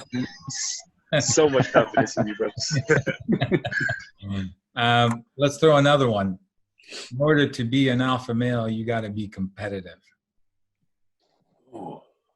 Competitive is deep in our male structure, from sports to business. It is the animalistic way of hunting and killing your prey. That's just being competitive, right? And that's the raw term. Now, my personal view on that paradigm is formed on a paradigm of lack, and which I personally don't agree with. I think the paradigm of abundance is more correct for me. That defines a whole different spectrum of understanding as far as I'm concerned. So, interested to think what your thoughts are. I'd love to jump in on this one. No, because go. I've been... Oh, I'm sorry. Go ahead. No, go. No, you win. No, I'm just kidding. No, it's me again. Me again. You go. All right. Okay. And of course, it'll be short. I've been recontextualizing my whole idea on competition, because again, when you look at competition, when we look at sports, when we're looking at the last action hero, everything that we're looking at is this ability to give what's needed. What's needed is the win in competition. Even though we can kind of go a different direction and get into the lack minded, but the lack is the win. And so like, I'm becoming more competitive with myself of yesterday, to bring about a new me. I noticed that it changed over time, because I think I went a little too far in the other direction of, I've got everything I need, which you do have everything you need, but there's an aspect of that willingness to grind, but to bring forth something where you can just add a little bit more energy to it. So I'm thinking of healthy in a certain way, but I do believe the competition doesn't always have to be from a position of lack, but it's really a wanting and willingness to see what's needed, again, to observe what's needed and to give it. And you see this in business when we talk about adding value. Adding value is actually just providing what's needed. That can be convoluted, but I'm just looking at a base observation of that. So, but Azariah, what if you're competing with your fellow Yes. brothers? What if you're competing with your fellow brothers, right? I mean, I love the idea what you just said. I mean, to me, that's a real takeaway. Competing with oneself. yes. That's how I've always competed. I've competed with my own self. How do I become a better, not a better individual, but how do I become my truest essence? How do I connect to my truest, right? What is required? I love that for me. Yeah. I think competition among brothers is okay as well. But competition with, again, discernment and with some kind of structure, right? The structure being, because we're talking about redefining. When I'm speaking of redefining it. That's why I've decided to look at it, because I thought I was really disgusted with the whole competition thing, but I've noticed certain things have changed within me. I'm asking myself, why don't I feel the same drive for certain things, you know? And I'm like, oh, it's because I used to be really competitive.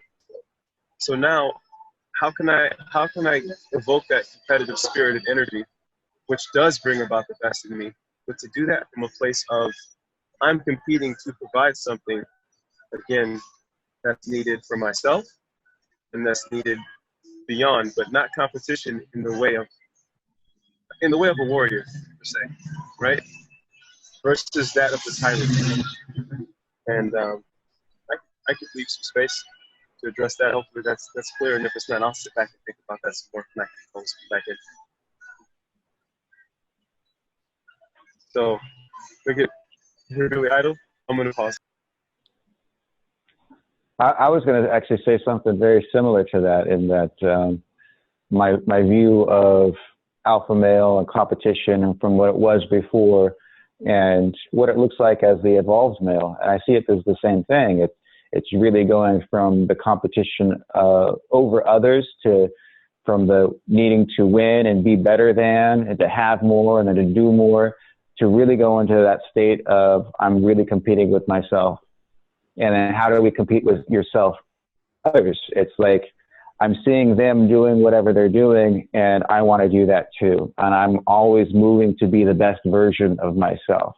So the best version of myself, whether I'm competing in track or playing football or, whatever you're doing at work, that kind of competition, you can still compete with yourself amongst others. It doesn't have to be against them. So you can celebrate them just as much as you're celebrating yourself when you're putting your best self forward. So like I've never been much of a big sports guy myself. And I would look at, my friends, they would watch sports and football, or, more I would watch UFC than anything else in boxing. But when I look at these people, I wouldn't be drawn to one person or another and have favorites. I would look at like what they're doing. I'm like, oh, this person does this really well. And I appreciate that about them. And I appreciate this about this person who's doing it this way. And then I would see my other friends, they would get focused on their one team, and this is the best team on earth, and this is the only team, and then they have to win, and forget all those other guys. I'm like, well, that doesn't make any sense to me, because I'm looking at this gift right here, and I'm looking at this gift right here. And so I do have a different perspective, because I never got into that heavy competition kind of role. Even when I would play games amongst other people, and I would feel how important it was to them sometimes and how unimportant it was to me. I would just let them win. I'm like, oh yeah, see, you got it. And if that made them feel better, then so be it, because I really wasn't that invested in it. Sometimes I just get bored and just let them. So you can have that. I love this. Yeah. I feel there's a but, I'm sorry, Brandon, go ahead. Oh, go ahead, yeah. No, please, no, you're finishing your point, Brandon. Please, go.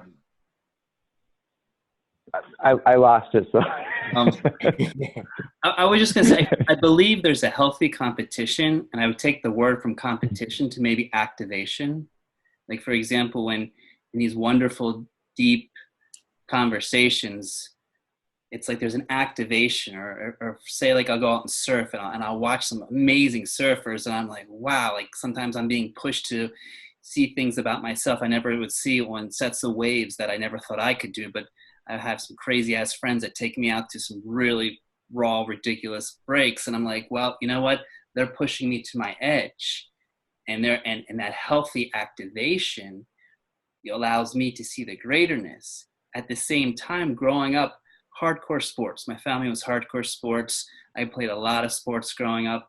And on the flip side, I know sometimes competition can also create a winner or a loser. It can create a separation. And so, and trust me, I loved watching the Olympics. I watched all of my boys in their different pro levels and honoring them, because more it was the physicality. I was watching man do things. I was like, wow, that's inspiring to me, because that's the art and creativity of what we can do. Yet if we're bringing it to the higher light and more evolved, can we create competition where there is a winner on both sides, where both people win and there's not a winner or loser, so that we're not shifting the energies because you feel it on big events. I see it with my family. I used to watch football with my family. If the team lost, the day would be gone, because they would just go, oh my gosh, it's the worst thing in the world. My team lost. And then all of a sudden that energy pulls on you. And I'm like, can there be that healthy competition activation where what we're doing also lifts both sides? So there's no loser. We're just complete winners. Michael, that's fire. That's fire right there, man. I love it, brother. I actually experienced it today. I was just surfing before I jumped on, and I caught this wave. Like, me and this guy were both paddling out. You know when sometimes you're both paddling, and you're like, who's going to get it? Right. And you jump, but maybe you're a split second before the other guy. So I was just about to pop up, and I saw him get it, and I was like, go ahead, go for it. And he cut under me, but it was still going. So I hopped up, and we caught this wave together. And we were both laughing about it, paddling back, and we just, made friends with each other coming back. But like, there was a competition there that was healthy, but there was a camaraderie that just got built off the fact that we were both going for it so hard. Yeah. So I love what you've expressed and what Brandon just expressed as well. I think competition at all levels is, a good thing, but I think it's the hardest, most thing to remove from us in terms of progressing, because it's so primal. And I think this act of winning and losing, I love what Michael said about, like, there's got to be a way where both sides can win. But then there's this side that, like, I think we've all been trained. It's just like, I still kind of want to win, and I think that's the hardest thing that we got to battle, because I think it's so driven into us, and I think it's driven by survival. And I think if you don't compete enough at a certain level, you're dead. But if you compete too much, you know what I mean? Maybe, I don't know, like, you still survive, but then you have, other things that you got to deal with. But I think it's hard to remove, but it's easy to redefine competition.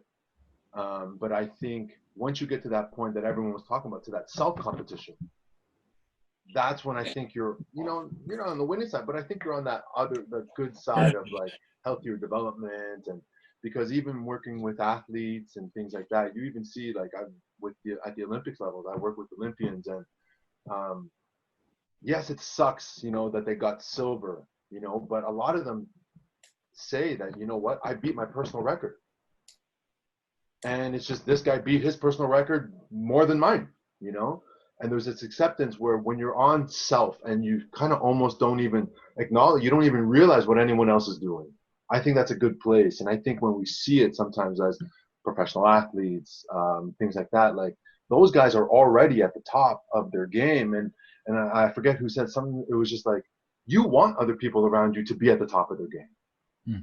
You want them to be around other people who are not settling for weaker competition. They want, if I'm going to train and I'm going to compete at this level, I want to know that the guys across from me are doing the exact same, because that's going to bring something out of me, in a good way or a bad way, but it's going to bring something different. And I think the healthy competition aspect is when, it comes towards an inner purpose rather than an external goal, like a gold medal or something like that. And I think when you tap into that, I've seen I've known a lot of Olympians who come back and actually break their records when they're older than when they were younger.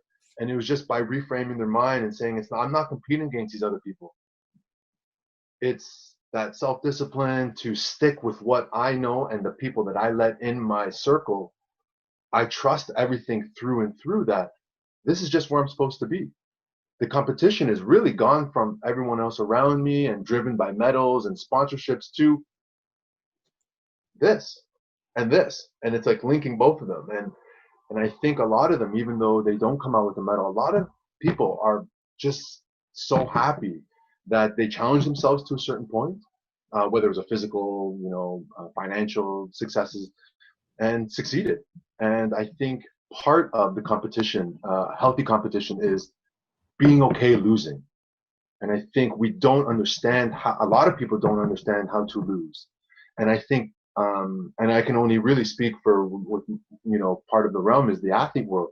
We lose so often that drives your training. And a lot of people in life, whenever they lose, it's never these small little losses. It's a catastrophic loss and they don't know how to deal with it.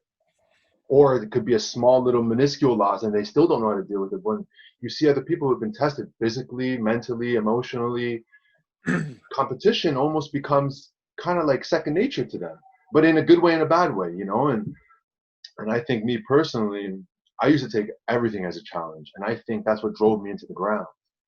And I think part of the challenge was kind of taking a step back and asking myself, why am I competing in a sport, or why am I competing against this dude trying to get in front of this guy in line at Home Depot?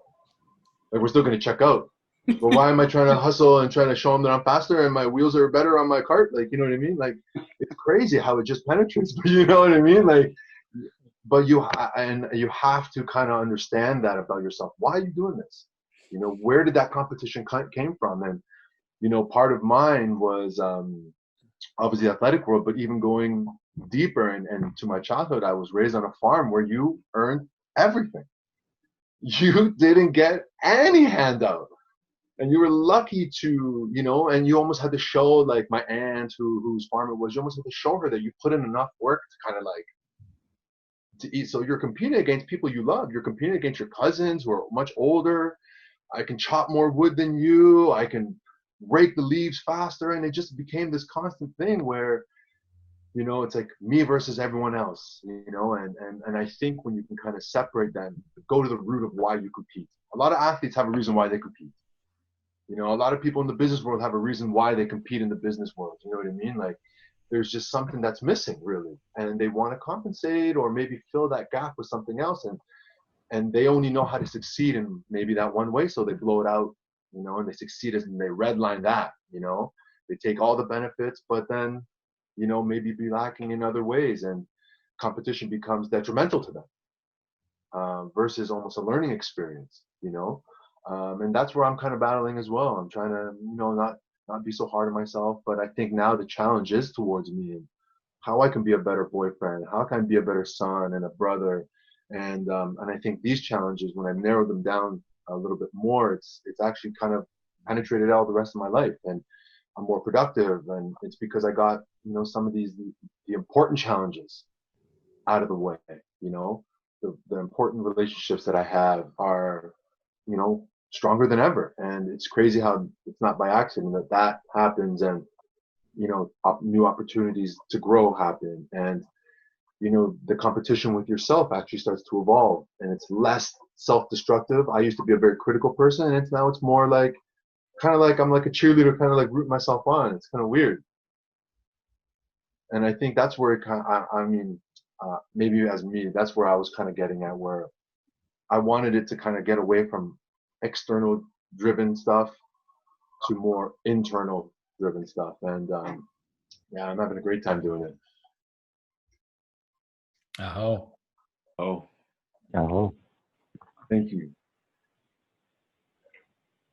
What I'm hearing is almost like competition internally gets reframed as just a kind of a celebration of what's possible within this body within the confinements of my own personal reality. You know, and that's cool. Rather than coming from like the old way of an inherent lack and needing to prove that. Yeah. You know, there's definitely a way that competition is a powerful, empowering, beautiful thing, and there's definitely a way that it's disempowering, and it's kind of like as we journey more within ourselves, we give ourselves what we need within that. Like we can show up like in reverence and fully lit up in our expression of whatever it is we're doing, and like just in doing that will naturally push ourselves to our limits of what's possible. And that's not just, that's sport, that's in every area of our life, because life naturally wants to create that. It wants to see what's possible. That's who we are in our nature. And I think when we bring ourselves that wholeness, we'll create it naturally. It's like, again, there's no need to strive, there's no need to be better or to improve. It's like we already are complete, and it's like let's see what we can create from that space. It's amazing. Oh. Yeah, I kind of agree in terms of, you know, what James was alluding to earlier, and just of competition being such a primal thing, and always this kind of need and search for just to always exceed or try to be better than people around you in terms of, and just coming from a sports background as well, just always that fueling and thriving your need to grind, to put in work and you know, 10,000 hours, like just no days off, and that mentality of not changing. And I think just in growth, realizing that it's crazy how much of this shift of you looking at just competing within yourself. I think my biggest kind of example is every year at New Year's, like that couple of days around New Year's, I always look back and say, like, did I do more this year than I did the year before? And not trying to scale that year, but just being okay with, you know, the space I'm in, being okay with, you know, where I'm at, and just trying to make small improvements, I think on a daily. But I think competition within self was the biggest kind of takeaway for me from the whole thing. May I just add one thing, which I feel has been a real journey with myself, because I feel that within has been a competitive role within myself, is what happens when we surrender to ourselves versus the competition. Because I feel that's the true power, like when we can fully surrender and not compete. Not saying competition's a bad, good, right, or wrong, but it's almost like surrendering the battle versus competing against the battle, because there's a lot of power in that surrendering, not giving power away, Yep. just standing in your truth. A truth. Just to touch on that, Michael, I honestly think that when you do, the competition becomes way easier. It's not even a competition anymore. It just happens the way it happens. You know what I mean? And I think just that's a difficult thing to do. But when you do get there, when you do succumb, I don't even think competition exists, to be honest with you. You know, I think it exists because we want it to exist, but at the same time, our actions kind of reinforce it. But I think when you succumb, it's just like that chain's broken already. So there's no competition.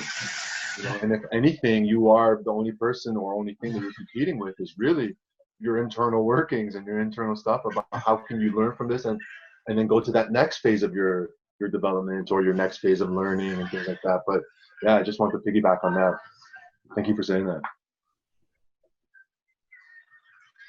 All right. We've got 13 more to go, and I know we're at 2-hour mark, and I'm just going to do one more before we sign off.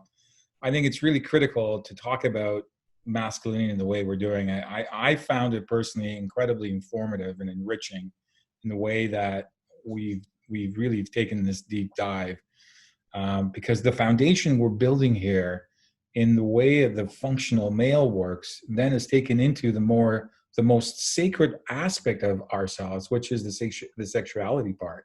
So I don't want to have this conversation and lay the foundation without then moving into the sexuality. So one last part, one last trait, really, and then we'll unpack this in another couple of weeks on the next roundtable, the rest of the traits. And the last one we'll do is non-reactive. Alpha males are non-reactive. You say non-reactive, Z? Sorry? Yeah, non-reactive. And by that, I mean, I kind of see what Brendan's point was earlier, in the sense that if you're connected and being aware of what's required, you're just going to react. You're going to activate and move into action. And I think by non-reactive is, listen, I was there. Where you're in traffic, some guy does something, and boom, you react, right? Yeah. You're in the middle, you're in the thick of things, and next thing you're knowing is you're racing, and you're slurring absurdities, and you just become an idiot, essentially. Right? That's reactive. That's the reactive mind, right? True males see it for what it is. They're not triggered by the trauma that's within. And just they're in their grounding. Yeah, that makes sense to me. I think there is when you react. I kind of have a mantra that I keep in mind on a day-to-day basis that just kind of levels me and keeps me grounded and reminds me it's just to respond and not to react. Because those are two very different things.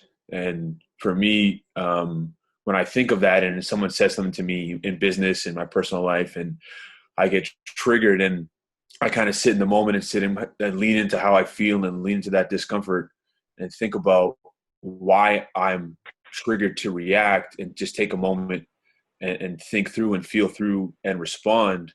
There's so much more power in that, and not letting someone almost get the better of you based on saying something to try to garner a reaction, right? Yeah.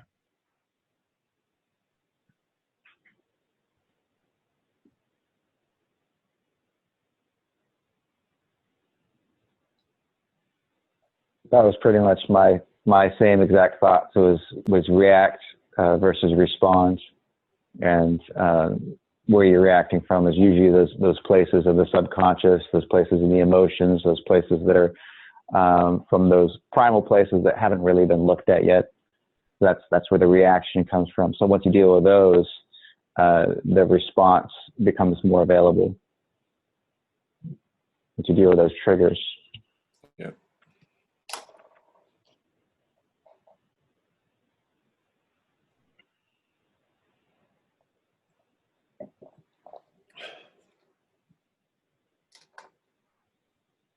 Any thoughts from anyone else? Similar. I guess it all comes down to responsibility, really, and that is literally how we respond, isn't it? Rather than, and we all react.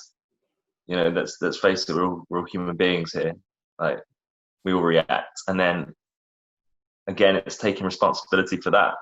It's all. I think like being a man is about how we respond.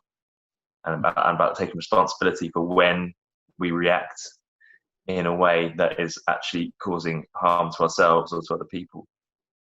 And yeah, I think that's the journey, right? Oh.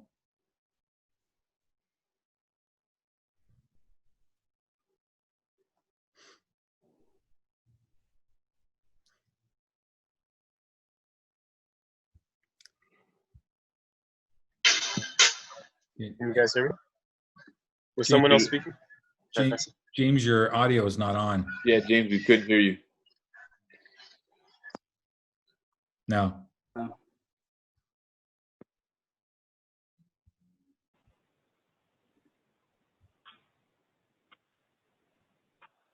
looks like you've got an issue with your mic, James. Yeah. Maybe try and jump on. Jump on, jump off. Or jump off, jump on. Jump off, jump on, yeah. Jump on, Zariah. Well, can you guys hear me? Yep. I was just, I really agree with everything that's been said thus far. And I think for me, I'm looking at it as a sign of maturity. You know, like, to be responsible is a mature thing, and to mature as men, as human beings, is to, again, take that stance of letting what's presenting itself to you present itself, and then deciding how you choose to work with that, you know, versus just the primal response, which I've been guilty of so often. So and I spoke maybe on one of our earlier casts about, you know, the first time that I felt compassion, and it was being in a usual circumstance where someone's having road rage for me, and I'm just catching on to what's going on, and I'm getting all the stuff at me, and typically I could be a little bit more abrasive, like I was with the person with the Honda whose alarm was going off a little bit earlier. But that in that moment, I just felt something for this person. I was like, what's going on with you? It has nothing to do with me, because you just met me. I couldn't possibly be the cause of all the anger that's coming from me. And I felt like, yes, it was compassion, but my response was a compassionate response. You know, and that meant so much to me, because I don't think I'd ever responded like that before. And so that became something I strive to do, and I'd like to do more of that in all of what's emitted from me. So I think it's a sign of maturity for wherever you're at when you display it, you know, to be able to witness what's going on and to work with it, and to come from a place of almost like what I admire about Brandon is he'll speak to something he's feeling. He's sitting, he's feeling this thing, he's acknowledging it, and he kind of steps beyond himself and guides himself into the truth of how I'd like to navigate that. It means a lot. It's good to witness, and it also is a reminder, you know, that it's possible. I love seeing it in action among people, not just myself. And so that's what I feel about the matter. Thank you, brothers.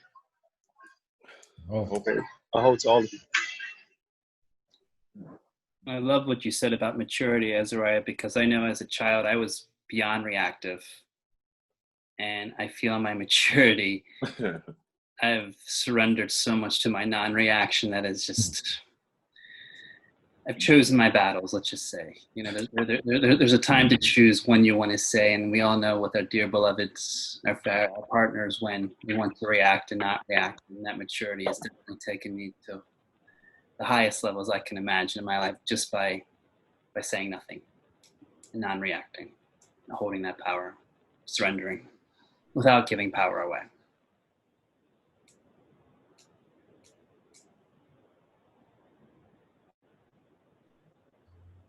James, you want to give another try? You're okay. Oh. All right. Let's end it here. We're just over a little the 2-hour mark. I think this has been an epic roundtable. I very much appreciate everyone's beautiful contribution. It was nice to see James as the first timer coming on. Bradley, so lovely to see you again. Please join us again. Terence, you need to come back. And I'm here, man. And I very much appreciate all of you, Brendan, Michael, and Azariah. A deep hello and a deep aloha to all of you. Have a blessed, blessed day. Love, love, love, love. And let's continue redefining masculinity. Yeah. All right. Love you guys, man. Thank you for Aloha.